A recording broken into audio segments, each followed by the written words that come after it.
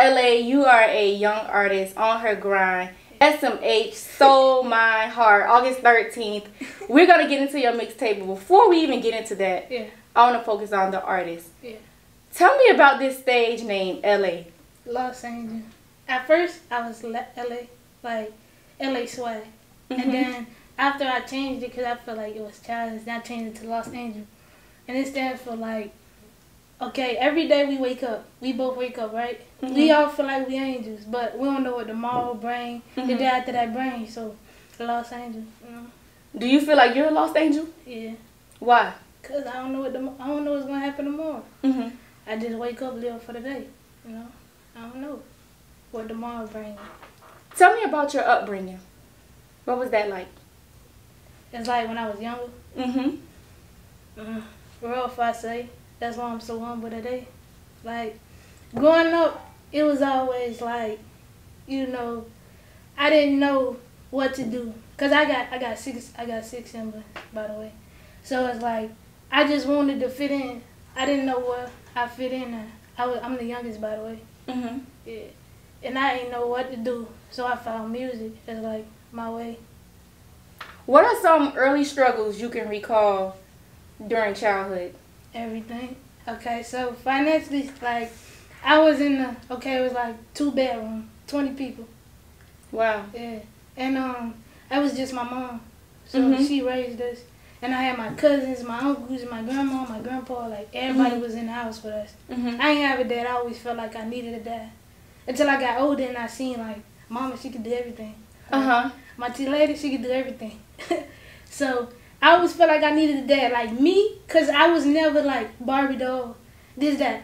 So I felt like I needed a dad. That's my biggest struggle I faced. I always felt like I needed a dad. So I wanted to play ball. My mama couldn't teach me how to play ball. My brothers was too busy running the street, so I couldn't go to them and like, oh, teach me how to play ball. And all that. Then I started making music. Speaking of music, now, is that something that was in the back of your head, like, one day I'm going to pursue music, or was it just randomly one day you just woke up like, I'm going to try this? My dad, he make music, beats, all of that. And every day I used to wake up, everybody used to tell me like, oh, my dad was a big man where we used to live. He did haircut, tattoo, anything like that, music. I always felt like that was my way to my dad. Like, I ain't know him. He ain't never did nothing for me. But that's how I felt closer to him. That was your connection. Yeah. Like, to this day, we hang out, we talk about music. All that. You take pride in that? Yeah. I don't care if, like, he ain't never had to do nothing for me. But that was just my way of, like, connecting with him. I know that sounds crazy. No, it doesn't. Yeah. So I started making music with him. And that's all we talk about. I mean, it's not good that that's all we talk about. That's all we got to talk about, but it's something, you know? Okay. Would you say music was your only hobby, or did you have other things that you were into? Nah, before music, I wanted to make comic strips. But I wanted to make stuff for people, my people. And I'm not trying to be mean to them, but I feel like, you know, a lot of us don't pick up a comic book. Music is what we into. Yeah. So I'm not trying to like, but music is my way to the people. So I wanted to do comic strips. I wanted to play basketball too. I was a ball player. And I stopped playing ball because nobody wanted to come to my games. So I stopped. I didn't want to play no more. As in, no one was coming to your games that's from your family, like that support system? Yeah, I didn't have that support at first. Because my mom, she was at work. My stepdad, he was at work. My sister was like, nah, I ain't coming to the game. But my music is something they support. Like, they see that in me. Basketball, I feel like I was just doing it just to do it. But I liked doing it, but I felt like I was doing it just to do it. Okay. So I stopped. I ain't never stopped drawing. Like, I still draw this. Yeah, but I don't show people. No? Why not? Because I feel like it's weird. It's weird? Yeah. You out here on Instagram rapping and freestyling, but you can't show the drawing? Nah. Maybe that's something that you hold more close to your heart. One day though. Now with music, did you know that you would be so good at it? No. You just did it and it was just like, whoa. I used to sit in front of the computer, like, look, me and my brothers and sisters used to come home. We used to live all the way in Dade County, but we went to school in Broward. So we got home like at 6. We had one computer. Whoever got in the house first to touch the computer, they get the computer. So I always used to be asleep in the car. So I barely got the computer first. But when I did get the computer, I just sat in front of it all day listening to music. I never really listened to rap music I always listen to like R&B. I don't listen to rap music today. I don't like it. No. But I like making rap. You get what I'm saying? Okay. Yeah, that's weird. That's a different spin. It's unique. I don't listen to rap music, but I know rappers. I know what people like. I know all the new rappers, but I don't listen to. Soul My Heart, SMH, August 13th. Yeah. It's here. Yeah. How did you prepare for this mixtape? I just wrote music in like a week. I feel like this mixtape. A week? Yeah, a week. Get out of here. I took a week to make it, but then I took one day to record it. So it's like this mixtape is long overdue. So I already knew everything that I wanted. I should have been dropped this, but I just didn't drop it. It took you a week to write those songs? Yeah. And it's good quality songs. It's not a rush job. Yeah, it's good quality. That's talent. That speaks volumes of what you can do. Thank you. What's the vibe of this mixtape? It's like broken heart. I'm in my feelings type of person. I could be the happiest person Me in the too. world, but talk about I'm in my feelings. I'm all mad. Like I don't know if you like listen, but like I'm always in my feelings about something. But I can be the happiest person in the world. You never know. Yeah. It's a therapy section. It's therapeutic. Yeah. That's cool. Your first song off your mixtape, T Lady. Yeah. I listened to a little snippet that you put on Instagram. I want you to put me in the mind frame, like when you creating your art, especially that one. Yeah. What you thinking? Like how did you put that one together? Well, and who is T Lady? Alright, this had my mom is T Lady. I always look up to her for every answer. I feel like my mom always got the answer to my problems. Well, even if she don't, she always tell me something. Female knowledge, you know. So at this point on that tape, I was like, I already talked to God, and nothing ain't changed. So maybe I need to go to my T Lady, ask her, like, why I'm going through this certain situation. And in the song I say, it's not your fault, you who I call on. Like, it's not your fault that I'm calling on you, but I just look up to you as my God for now. People always say talk to God, but this time I was talking to my mom. Did she hear it? Yeah, she heard it. What she thought? Did she get emotional? She loved it. When I first rapped it to her, I was on the couch. And I rapped it to her. She was like, "Oh, that's a hit. That's it." That is a hit. Yeah, I was like, "Mom, they're gonna be saying your name. They're gonna be screaming T Lady." What's your favorite song on this mixtape? How Could You and T Lady. Okay, tell me what's unique between your first mixtape and this mixtape. My first mixtape, it was just like all types of emotions. But this one, I'm making it clear, like how I'm feeling. I didn't hold back. Like anything I wanted to say, I just said it. Cause that's one problem I got. Like if I feel a certain way, I try to make it the nicest way possible. Cause I don't want to hurt no feelings, you know. But now I'm just going with it. This is my way. This is how I speak. So you gonna like it or love it, you know. I think they're gonna love it. I think they're gonna love it. No, they're not gonna hate it. They're not gonna hate it. They ain't gonna hate it. When you writing your music, are these like moments and feelings that you feeling right then and there, or is it something that's just random and you just want to express? Are you feeling that right then? When I'm writing my music, it's something that I feel.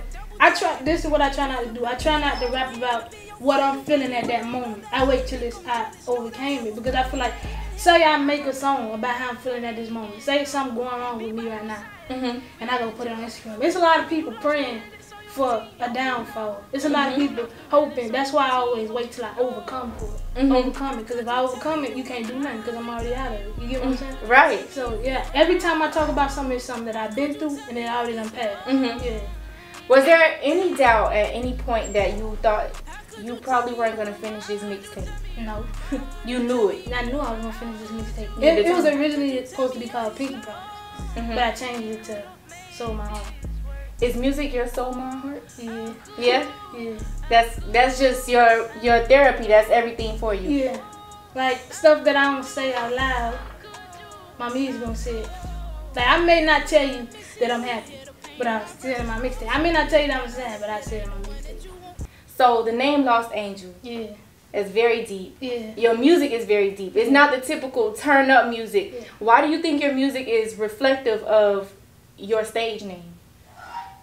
When I first started making music, it was all about to get people to understand me in places that I felt misunderstood. So I was like, I got comfortable with who I am. I struggled. We struggled growing up. I'm comfortable with that. I want other people to be comfortable with that. Like, we wake up every day not knowing what tomorrow brings. We living to die. You know that, right? Yeah. We go through all this pain. And then boom for nothing. We don't take none of this money. We don't take nothing. We just living. What? Yeah. When we go, we take none of this. Okay. Yeah. Now your style, you combine rap with singing, and we don't see too many artists do that. We know you have LL Cool J, Drake, Bone Thugs and Harmony, but what I just listed, those are male artists. Yeah. You don't see too many female artists do that. Why you want to combine those two? Cause I don't do stuff that other females do. I ain't gonna say it's lame. It's not lame. It's just something I'm not interested in. Like I've tried it before, of course. Cause you know everybody gotta say you gotta have that type of style for a female. Like twerking. Yeah, I don't care. I'm not doing that. Jumping out the Bentleys. Nah. We not gonna hear none of that from you. Nah. Okay. Cause probably jumping out of Bentley. You never know. When I get it. When you get it. But I don't talk about nothing I ain't never felt. I never seen. Never did. Yeah. Well, why you know? A lot of rappers, they just go by the fake it till you make it. That's not you. Nah, my favorite rapper was Lil Snoop. You know who that is? Yeah, I know. Yeah, I know Lil Snoop. That man is like the greatest, alright? Yeah. He made me comfortable with who I am. After I seen him, I was like, hey, I grew up without a daddy. Or I was broke when I was young. And like, I came comfortable with it. I'm not afraid because look at where I'm at now. I'm in a whole totally different space. Mentally, physically, financially, and spiritually and all that. So I'm not afraid to talk about what I overcome. Like, that's good. It takes a lot of courage to do that. Yeah, I'm not afraid. When I hear your music, you remind me of Lil Boosie. Lil Boosie? Did anyone ever tell you that? All the time. Really? Yeah. Does he have any influence on you, or you feel like that's just natural? Nah, I listen to him. My brothers used to play him all the time, though. Oh, okay. So maybe that's why? Yeah. Okay, what about any other influences? Besides my mama and my brother, nah. In music? Nah. Only Lil Snoop, I say. Okay. Lil Snoop was my biggest influence in the music industry.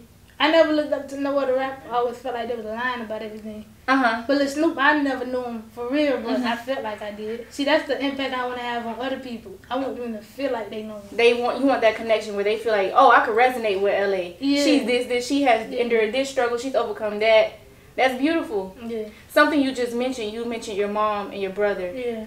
Why do you look up to them? Because my mom, she like the nicest person on earth. Like, you can kick her in the stomach, she's still going to get up and shake your hand. Like, that's the type of person she is. I felt like, to me, that's her biggest weakness. Because I feel like she too nice. But then I feel like I got to be like that sometimes. I can't be aggressive all the time. I can't respond in an immaturely way. Like, I have to just, something happens, just get over it and move on. And my brother, he like, well respect. No, since we was like, he was like 6. I'm like 6, and I used to see him. No matter what he did, he was always respected. Music, everywhere he went, he was always the leader. He never was the father. He always was the boss. Okay, so he does music. What does he think of your stuff? He love it. He said I'm his biggest influencer. Yeah, he mine. Like the whole reason I started rapping is because I seen him rap. Like when I was younger, he had went to jail. He had went to jail. I was like 8, maybe. He went to jail, but I was so young that I didn't remember him, but I remember him. And how I remember him, because I remember him rapping all the time. That's what I remembered. So I just kept that and kept rapping. When he came home, I had like a book of raps. And we was just rapping, back and forth. That's how y'all bonded? Yeah. And like, I ain't gonna say he my favorite, but we close. Real close. Nice. Everything we do is just alike. Nice. Yeah. A popular subject, a common subject in your music is your grandmother. Yeah. Talk about just that dynamic and that role that she played in your life. My grandma was out of grandma. Tell you about yourself. Like, she tell you about, nah, for real, she did. Like, you know, we never got along. But she used to force me out and come tell me I'm blessed. And she used to tell me like, oh, you gonna make it, oh, you gonna be the one. So, like, we used to go at it all day because she loved ice. Tough love. Yeah, she loved ice, right? And she used to buy this ice machine and crush the ice. And we all had to make it because she was blind, by the way, and she couldn't walk because they took her bones out of her feet because she had diabetes. Yeah. And so she couldn't do nothing by herself, so we had to do it. And we had days. And we always used to get into it every time it come my day. And she had to go to dialysis 7 in the morning. And I ain't never want to get up and help.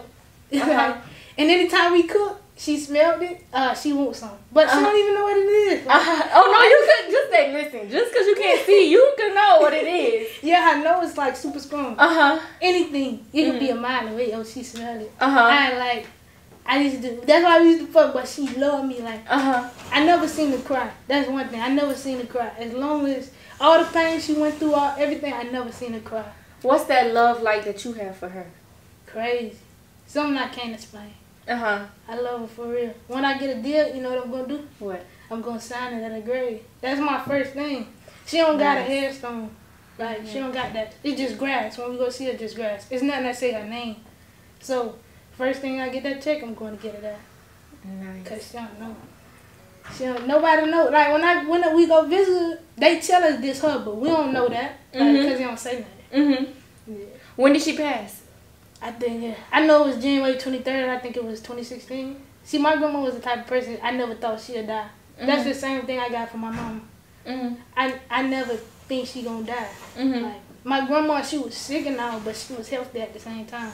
So I never thought she was gonna die. She was the last person. Like people used to die and they used to call my mama like, "Oh, this person died. Say that person died."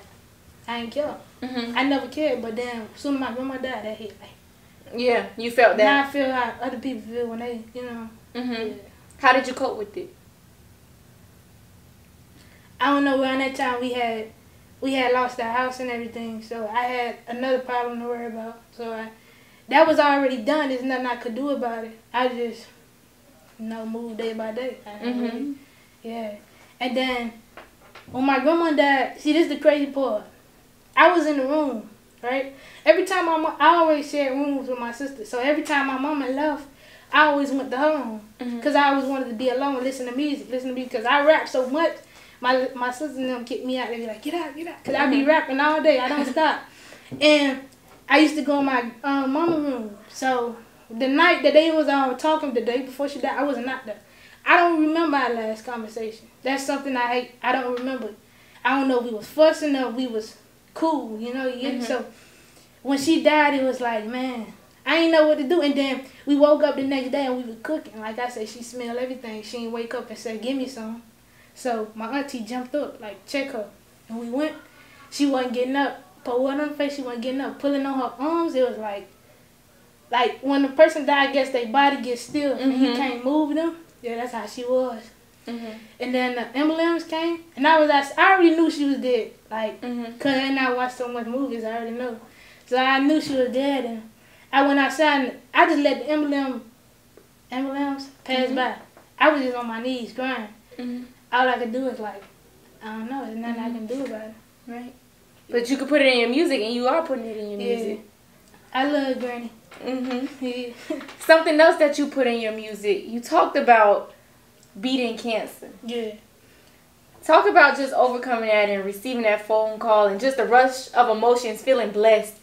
Yeah. Look, let me tell you. This is how it all started. I was sick for like, I didn't know. I'm always healthy. It's never nothing really wrong with me. So for like 5 months, I was like 140 pounds. And I went to like 80 pounds. And I didn't know. I wasn't really paying attention. I guess I don't notice changes in my body. I don't know. But so like, I was losing weight so much. And my eyes was getting super, super big. They weren't closing. So I went to I told my mom, like, take me to the hospital. She like, it ain't nothing. We'll go. But we ain't never went. So one day I started to sing and my voice just cracked. And I couldn't. After that day, I couldn't sing no more. It's like my voice went differently. What type of cancer did you have? Thyroid cancer. So it's like, it's right here. You can actually still see it. I don't know if I'm going to have to get surgery yet, but I know I got to take medicine for the rest of my life. So I'm trying to, get over that. I beat it, right? But then now it's back because I stopped taking my medicine because I thought I felt good. Because the medicine had me like gone. This conversation I'm struggling to have because it's like my memory was bad. I couldn't remember. I couldn't spell. I couldn't read. I couldn't do nothing. That's how bad it had me. So it's bad. So now if you take your medicine, what? It'll be good. Like in a second, as soon as I take it. I've been taking it now. I ain't gonna never stop. Right. I ain't never stopping. I'm gonna listen to every instruction. If I forget how to go back to that because I went from a straight A student to all else because I ain't tell nobody. Like I was going through it on my own. I was getting mad at everybody fussing because I didn't know what was going on with me. I thought it was just changes, changes in the person. So I was super messed up. Did being diagnosed with cancer take a toll on the music? Did you stop? Yeah, I stopped for a while. But only because I'm always trying to shed light on my struggles. But that's something I couldn't. I always have the answer to everything, but that I didn't have the answer. I didn't understand why. You get what I'm saying? And then I wasn't in a good space, spiritually and mentally. So I didn't want to try to teach nobody else something that I couldn't understand myself. So I waited until it was over before I actually try to do something or say something. So, now are you in a better space? Yeah, I'm in a better space. I'm in an awesome space. That's good. It feels great. Yeah, I haven't been like that in a while, but now I'm like. That's good. Let me ask you this. 17 years of life. Yeah. How would you sum it up? I don't know. It's just crazy. I sum it up. I'll tell you how I sum it up. I sum it up. We live and die. Like, 17 years I went through so much. I feel like, it's crazy. It's crazy. But I feel like God got something good for me. He put his strongest soldiers to the toughest battles. Definitely. So I'm ready for what he got in store now. Because I feel like I done been down so low that all I got is to grow. You get what I'm saying? Right. When you so low, all you know is to go up, Guns, money, drugs, all I knew cause it was violence. Lost hope when I was 8. Find that center fate. Get that feeling in your tummy a week straight. You ain't 8. Holidays and birthdays was the worst days. Brother just got shot and locked up on his birthday. Daddy say he died while ignoring when he called. Cause nobody was there to pick me up when I fall. Needed new shoes for school, you wasn't there, I needed drawers. Mama kept crying, her favorite spot was the parking lot. Could've been a doctor, took a pen and a pad. Far as love, she don't know, but she the best I ever had. Far as love, she don't know, but she the best I ever had. Tape drop, August 13, sold my heart, shaking my head.